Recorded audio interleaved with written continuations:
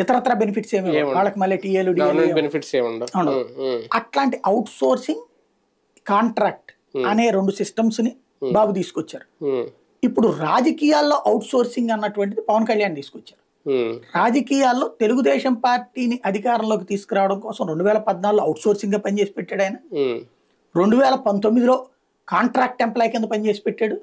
2024లో contract out sourcing పనిచేస్తున్నాడు. అంతే కదా, దాంట్లో కొన్ని తీసుకోవడం అంటే కాంట్రాక్ట్. త్యాగానికి కూడా ఒక హద్దు ఉండాలంటారు కదా. త్యాగం లేదు, పాడు లేదు. ఆయన పార్టీకి ఆయన మీకే నమ్మకం లేదు. ఎవడైనా నా పార్టీ వాడు ఎదగాల, నా పార్టీకి సంబంధించిన వాడు చూసుకోవాలనుకుంటాడు. ఇప్పుడు భారతీయ జనతా పార్టీ దేశవ్యాప్తంగా కొంతమంది తీసుకుంది, ఈడ్చిపెడితే అంతా 5% ఉంటారు బయట నుంచి వచ్చిన. మిగతా 95 మంది బీజేపీ వాళ్ళే కదా. కానీ ఈయన దాంట్లో